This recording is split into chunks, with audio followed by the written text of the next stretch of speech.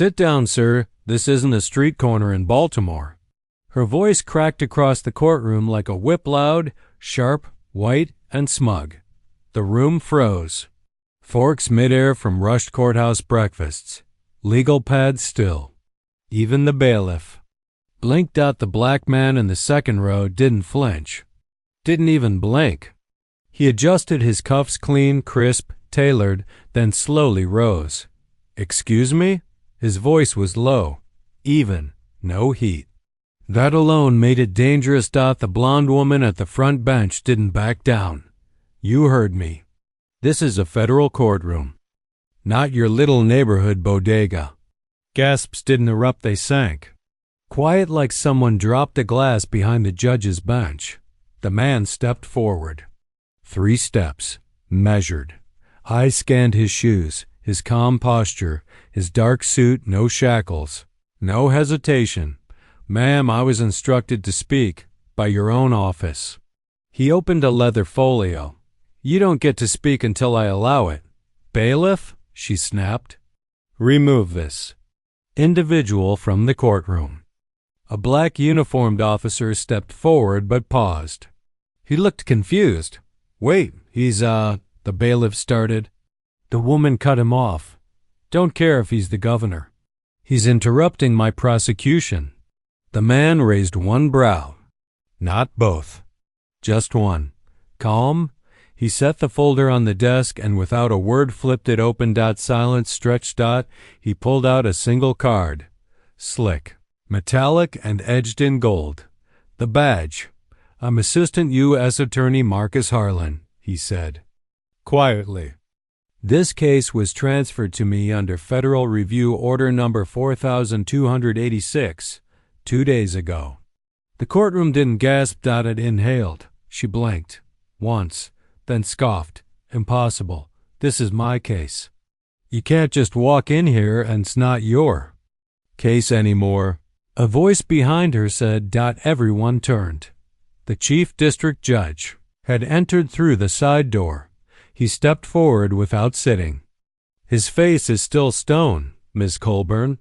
You've been notified of the review. You should have checked your messages this morning. The woman's mouth opened, then closed. This is outrageous. You're just going to hand it over to him? He is your superior now. She turned back toward Marcus, eyes twitching like gears slipping out of place. Her voice dropped a decibel. You're not even from here. This district has protocol. You can't just walk in and Marcus didn't blink. Protocol? He asked, calmly placing the badge down. Like assuming any black man who speaks must be a defendant? The courtroom went quiet again. This time, colder. She straightened. I don't see color in this courtroom. You just called me a street hustler. No one moved. No one breathed. The judge slowly took his seat. Mr. Harlan, he said formally, proceed when ready. Marcus nodded once. Then, without raising his voice, he said, motion to dismiss charges on all counts. The prosecution has violated discovery law, suppressed footage, and attempted character assassination in a case with no surviving evidence. And I have receipts. He handed over a USB. The room shifted. Like it had leaned. The court reporter blinked at the rapid shift in reality. Judge plugged in the USB.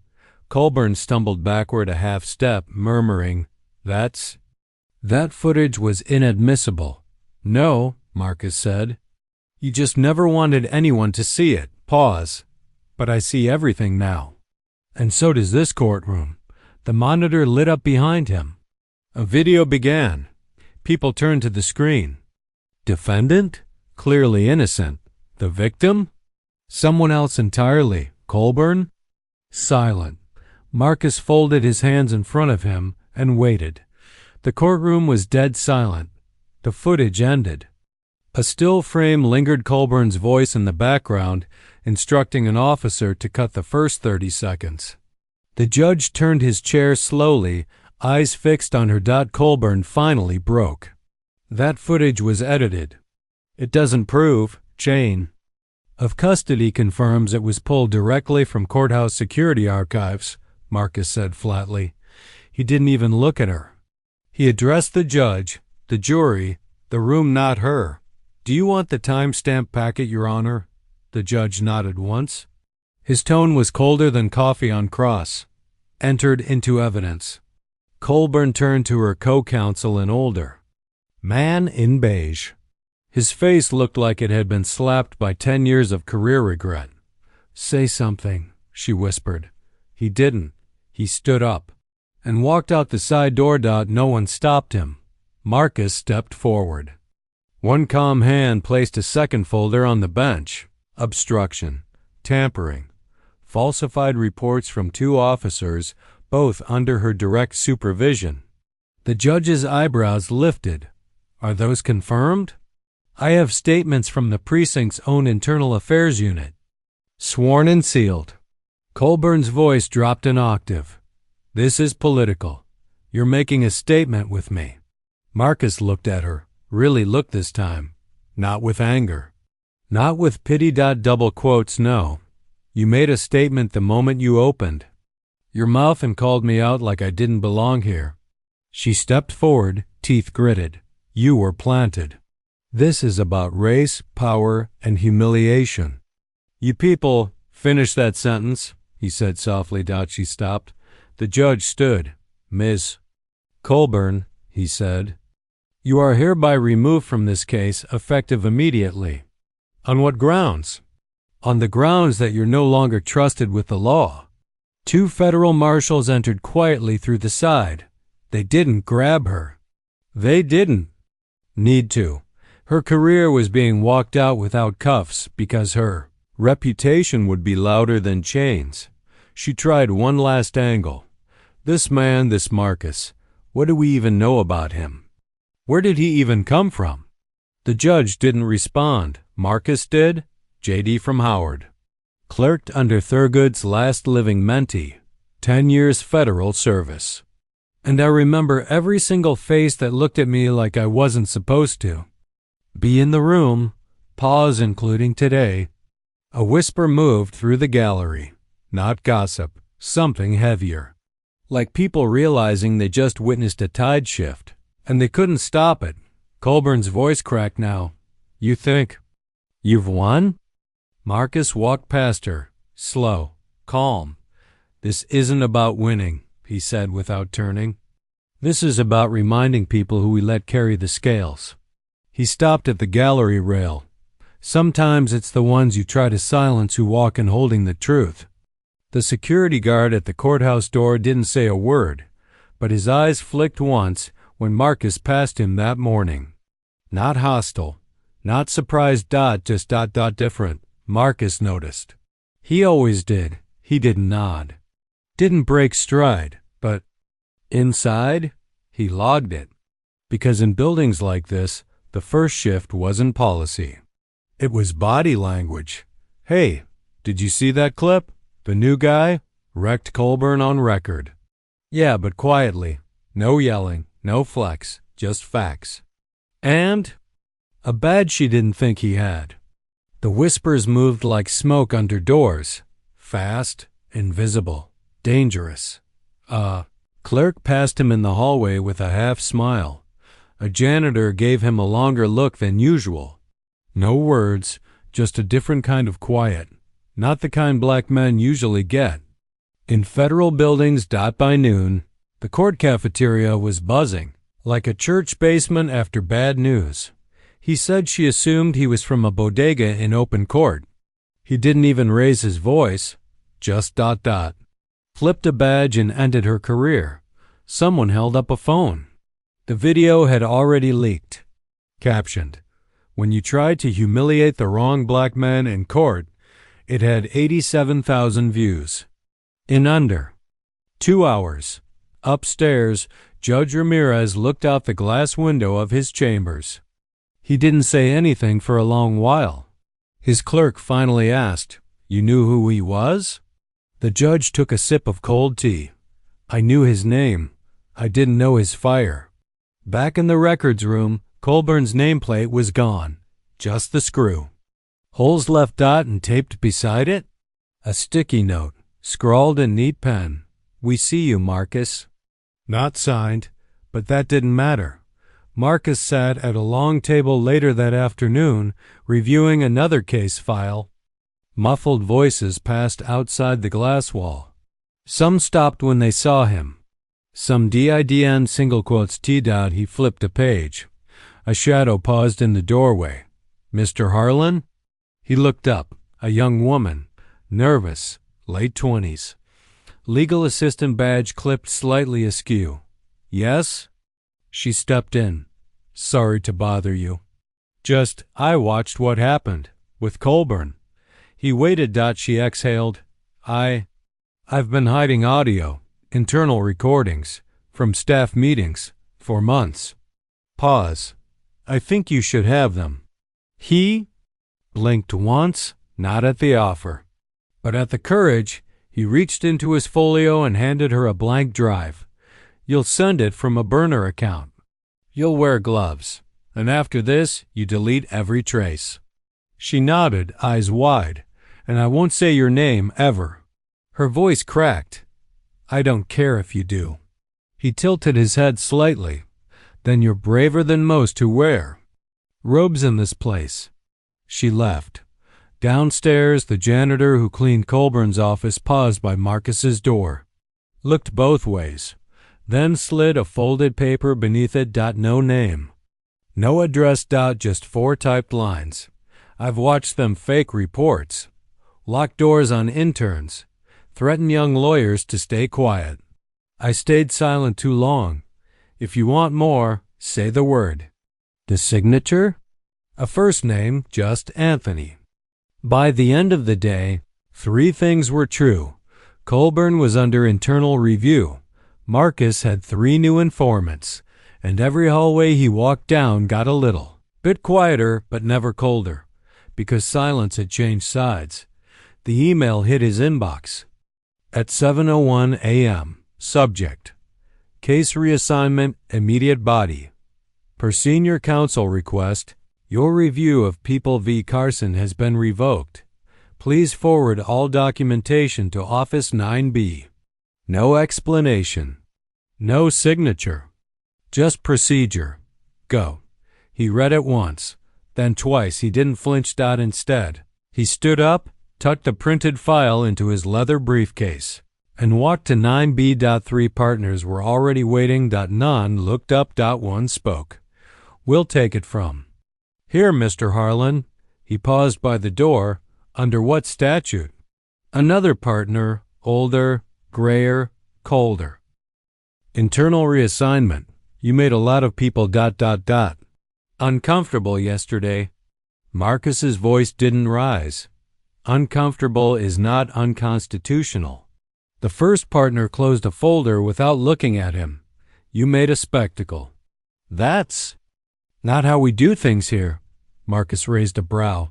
You mean openly? With evidence? The man finally looked up. You're smart, Harlan. You've done your time. But this place, it has a rhythm. And yesterday? You broke it. Marcus stepped forward. You mean I broke the rhythm where you let people like Colburn run unchecked for years? The partner didn't respond. He just gestured to the file in Marcus's hand. Drop it. Or you'll find yourself out of rhythm. For good. That afternoon, his office was moved without warning, from the sunlit 6th floor to a basement archive room with no windows. 1 flickering light. No nameplate. A sticky note on the door read, Storage. Marcus peeled it off with 1 finger, crumpled it slowly, tossed it, then sat at the desk without a word. He plugged in his laptop. An hour later, the server denied his clearance. Access revoked. Courtroom schedules, evidence databases, even internal chat rooms locked. He stared at the access denied message. Then opened a flash drive, one he'd encrypted himself. Before all this. Because Marcus didn't just walk into fire. He walked in fireproof. Upstairs, Judge Ramirez spoke quietly with a clerk. Why move him to the basement? The clerk hesitated. Admin orders. Something about public distraction. Judge frowned. He's the only one in this building not distracting anyone. He's just doing the work. The clerk nodded. Then leaned closer. Sir ... Have you seen the footage they're trying to bury from Colburn's other cases? The judge didn't answer, but his silence spoke volumes. Meanwhile, the building buzzed again, but this time colder. They moved him to storage? Did you hear they cut his access? They're trying to shut him down before he opens more doors. In the mailroom, the janitor Anthony folded another envelope, tucked in transcripts. Labeled it only, Basement, Marcus. That night, Marcus sat under that flickering light, desk bare. Hands clasped. Not broken, not even bruised, just still. He whispered to himself, first they ignore you, then they smear you. Then they make a mistake. He opened the next case file and smiled, because they'd just made it. The building forgot about him. That was their first mistake. Tucked in the basement. Marcus read files under a buzzing light bulb while the rest of the office danced upstairs. In polished shoes and hollow laughter, they thought he was out of the game, but he was already building a new one. The case was buried, filed under low priority. A public defender had flagged it months ago. A young black teen facing 12 years for assault. The victim? A retired cop's adult son. The footage? Missing. Marcus blinked twice, tapped a key, and slid open a drawer. Inside, a folder marked public. Dump footage, March. He played the clip. Grainy, distant, but clear. The assault was self-defense. The retired officer's son had thrown the first punch. And the teen had tried to walk away twice. Marcus made no announcement. No speech. He just filed a new motion, new evidence acquired.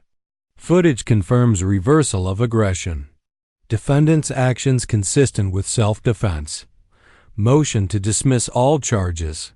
He didn't CC the partners. He CC'd the judge. 3 hours later, Judge Ramirez opened the motion. He watched the footage. Then, watched it again. He called Chambers. Who's representing this? No assigned counsel, sir. It says ... Marcus Harlan. Ramirez leaned back in his chair. From the basement? Yes, sir. Upstairs, the defense attorney got the call. He blinked. Wait, what? The case is dropped? The clerk read the order again. Dismissed. Effective immediately. Promotion submitted this morning with video evidence, but I didn't submit anything. He paused. Then smiled. He did, didn't he? The prosecutor assigned to the case stormed into admin. Who told Harlan he could reopen this? Blank stares. Silence. Until someone finally muttered. No one. He just ... did it. The teen's mother sobbed on the courthouse steps as her son walked out a free man. When reporters asked who to thank, she just said, some man in a suit. He didn't say much, just shook my hand. Told my boy he mattered. Then disappeared. Go.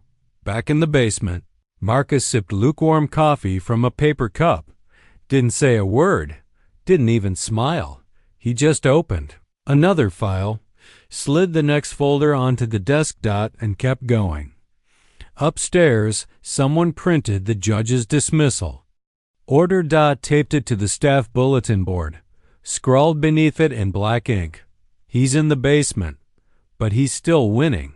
No one removed it. The next morning, when Marcus walked through security, the same guard from day one gave a short nod. No words, but the respect in that nod? Loud. Even the hallway stayed quiet when he passed.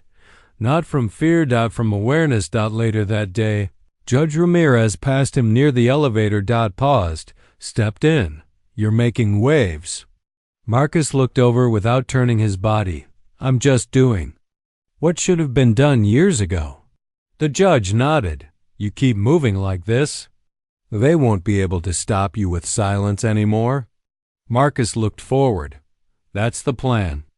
They didn't summon him. They appeared. All three senior partners entered the basement office without knocking, like they still owned gravity. Dark suits, tight jaws, cold eyes. Marcus didn't stand. He simply finished typing. Hit send. And folded his hands. We need a word. The lead partner said. Marcus motioned to the only other chair. It wobbled slightly as the man sat off balance already. The others stayed standing. You've reopened 3 closed cases. Dismissed 1. Submitted 2 formal complaints against prosecutors with 10-year tenure. Marcus nodded once. And this isn't how we do things, Harlan. The second partner leaned forward. You're making enemies. Fast ones, old ones. You want a career here? This isn't the way. Marcus's tone didn't change. You mean I'm upsetting people used to doing wrong quietly? No answer. Just silence. Then the third one spoke, the one who'd never liked him. You're a visitor here, son. A courtesy. Don't mistake heat for power. Marcus finally looked up. Don't mistake age for authority. The room tightened. The lead partner shifted tactics. We gave you a seat at the table.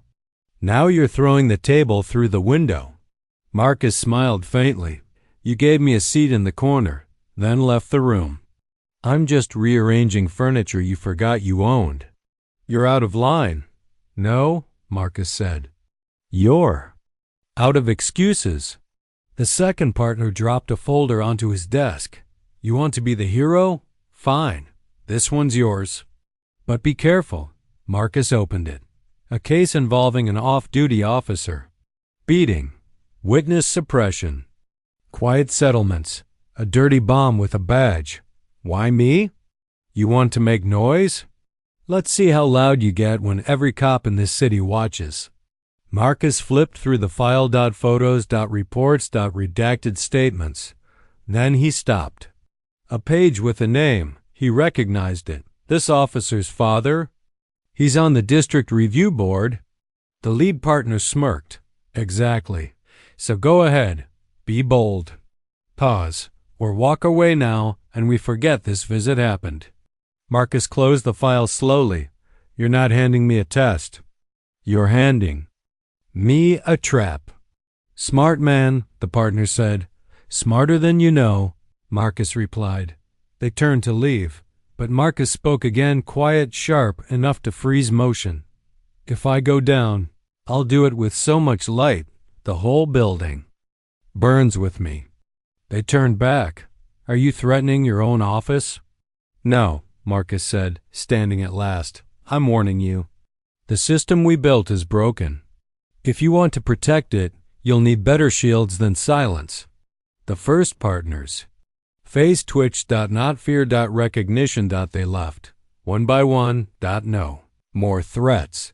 Because they just realized he wasn't bluffing. And worse? He was ready.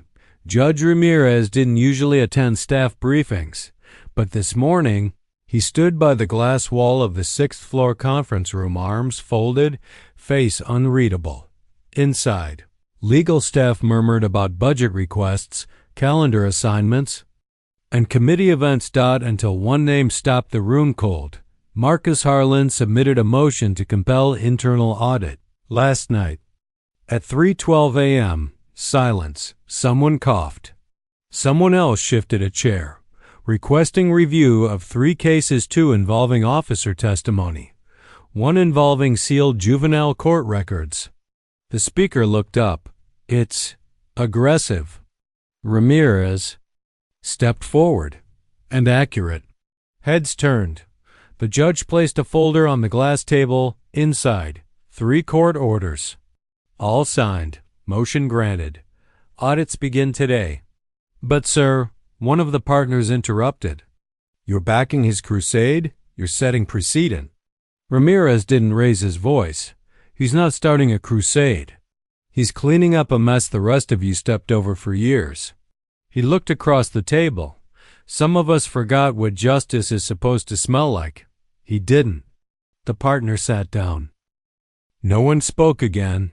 Downstairs, Marcus read the notification in silence. Approved. Signed by Ramirez. Effective immediately, he didn't smile. Just tapped the folder once, then stood at the elevators. A law clerk stepped in beside him, young, nervous. "Sir, I just wanted to say, your work on that teens case? My brother, it meant a lot." Marcus looked over. "You in law school?" "Second year. Then pay attention." "Not to me, to the silence. That's where truth hides." The clerk nodded. As the doors opened, Marcus stepped out and walked into. Applause. Not loud. Just two people at first. Then five. Then the entire hallway of clerks and interns stood, silent, clapping. No speeches. No camera phones. Just respect. Quiet. Sharp. Real. He kept walking, not fast. Not proud. Just forward. Outside, the courthouse steps held a press gaggle. Small, confused reporters surrounded Judge Ramirez. One asked, "Why support Harlan?" Ramirez replied, "Because every now and then, someone walks in and reminds the rest of us why we started." Another asked, "Isn't he making enemies?" Ramirez didn't blink. "No, he's revealing them." That quote would go viral in 6 hours, but Marcus was already gone, back underground. With another file open and another battle waiting. The first memo arrived. Monday morning. Subject: Review of officer-involved testimony protocols from Deputy Director of Legal Ethics to all departmental staff. Marcus read it once. Then once more. He didn't smile. But he did lean back, just slightly, and close his eyes. It had begun. Not just whispers. Structure. Across the city, public defenders received new guidelines: faster access to video records, required timestamp tracking, and anonymous complaint. Portals no longer routed through the very prosecutors being reported. In short, they unplugged the rigged game. One policy at a time. In the law library upstairs, a young black law student on internship watched the change and whispered to her colleague, "He's not even asking, he's just proving." No grand speeches. No Twitter threads. No camera crews. Just impact. Clerks once too nervous to speak in elevators now spoke freely. "I told him about my supervisor hiding footage. He didn't even ask my name. He just fixed it. You think he'll stay?" He better. The courthouse cafeteria, usually a space of cliques and careful hierarchy, now had silent shifts. Marcus would walk in, grab a tea, and entire tables would turn slightly, not stare, not swarm. Aligned like compass needles shifting toward something. Real. One morning, the janitor Anthony found his locker unlocked. Inside, a typed letter. "You were right. You were brave. You are not invisible." No name, just the office seal. Anthony closed it softly. Later, he passed Marcus in the hallway and didn't say anything. But for the first time, he didn't look down. Even the prosecutors who hated Marcus's rise began to adapt. One reviewed a file twice before signing. Another sent a rookie to observe Marcus's arguments just to learn how it's done. Not mockingly, not politically. With respect, because Marcus didn't just win cases, he changed how they were fought. Even Judge Ramirez noticed it. In a private meeting, he told a senior staffer, "I've seen cultural revolutions. They usually come from protests. Marsh, cameras. This one?" He tapped the manila folder stamped with Marcus's latest review. "This one came from a desk." And silence. By week's end, 3 new hires listed Marcus as a reason they applied. One applicant wrote, "I want to work in a place where the truth eventually outruns tradition." Another wrote, "He reminds me of what I thought law was supposed to be before I got here." And a third, "I used to think people like me had to play small. Now I know better." Marcus didn't see those forms, didn't need to. He was all ready. walking deeper into the fight, one hallway at a time. The article dropped at 6:43 .m. Headline: Federal prosecutor oversteps authority, internal review underway. Subhead: Sources say Marcus Harlan acted outside procedural limits in 3 reopened cases. The byline? A columnist known for spinning shadows. The photo?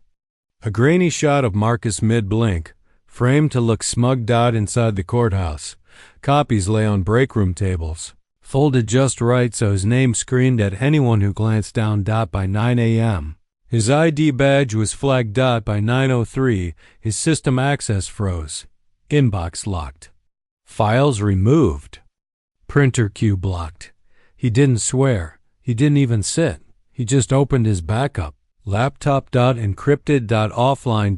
Untouchable. 3 floors up, in a smoky boardroom, the senior partner who once warned him now leaned on the table. "Let's bury him," he said, but the associate beside him looked nervous. "We already tried," the partner snapped. "Try harder." But fear was creeping in. Because they were late. Marcus had already moved. By noon, a full archive of every sealed file he'd worked on had been uploaded, encrypted, legally stored, and time-stamped. With full TRACEABILITY. At 1:14 p.m., the Public Defenders Union issued a statement. "We stand with Harlan. Review him if you want, but you'd better review the mirror while you're at it." At 1:45, Judge Ramirez appeared on a live stream. Unplanned. Unsanctioned. "I will not allow institutional intimidation to silence those exposing procedural corruption. Marcus Harlan's work reflects the highest principles of this office." Pause. Maybe higher than some of its current leadership. By 2 o'clock, the smear attempt was trending. Not against Marcus. Against them. At 2:06 p.m., Anthony, the janitor, walked into the main hallway holding a box. Inside, paper records, misfiled documents, and an old USB with date-stamped meeting minutes. He placed it on the senior partner's desk. "Thought you might want to read the parts Marcus didn't release." Then he left. Didn't wait for thanks. Didn't need to. At 3:12 p.m., Marcus received a text. "They're folding, quietly, one by one." He didn't reply. He was too busy preparing his closing argument in another case no one dared touch until now. A corruption case tied to an old judge, the one who had given Colburn her start. He walked into that courtroom at 4 o'clock sharp. No press. No ceremony. Just the sound of law shifting in its chair. The courtroom was fuller than usual. Not crowded. Not loud. Just present. Clerks stood in the back. Interns on benches. Reporters with pens still capped. The air felt like Sunday morning church. No music. Just tension, still and sacred. Marcus sat at the front table. Alone. No co-counsel. No aide. Just a folder, one pen, and the faint scratch of his notes on a yellow legal pad. The case? The People versus Justice Carter. A corruption case with roots older than Marcus himself. The judge? Ramirez. He stepped in slowly, robes crisp, eyes heavy. But they didn't scan the room. They landed directly on Marcus. "All rise," the bailiff called. Most were already standing. The prosecutor cleared her throat. Defense motioned to dismiss based on lack of direct evidence. Marcus raised a hand gently. Objection. "We have direct evidence now, submitted this morning." The prosecutor turned, annoyed. "And who authorized this last minute?" Ramirez cut her off with a single hand. "I did." He nodded at Marcus. "You may proceed." Marcus stood. He didn't pace. He didn't raise his voice. He simply pulled a sheet from the folder and began reading. Bank records. Back-channel phone logs. Sworn testimony from 2 clerks, one of whom until last week was under protective silence. He set the page down. Justice Carter accepted favors for rulings, silenced whistleblowers, and manipulated sentencing guidelines for years. The prosecutor interrupted. This evidence is untested. No, Ramirez said. This evidence is undeniable. Silence again. Ramirez looked at Marcus. You have anything to add? Marcus shook his head once. No. Theatrics. Just the truth. The judge leaned back. The gavel dropped. Motion to convict accepted. Sentence will follow review. This court thanks Assistant U.S. Attorney Marcus Harlan for his service. The room didn't clap, but every person in it stood, including the prosecutor, including the bailiff, including the interns who once passed him like he was invisible. Ramirez added, Quieter now. This court was built on order. But order without truth is just ... repetition. He nodded again. Today, truth walked in and changed the room. Marcus didn't bow. He just collected his folder, nodded once to the bench, and walked out. Not fast. Not dramatic ... but when the door closed behind him, everyone exhaled ... outside, the sky was overcast. But to Marcus, it looked clear. A junior clerk caught up to him by the courthouse steps. Sir, sorry. One question. Are you staying? Marcus looked out at the street, at the people walking, the city moving. The courthouse behind him ... and said, Not sure. But I left the doors open wider than I found them. He walked away. The camera crews showed up too late. He was already gone.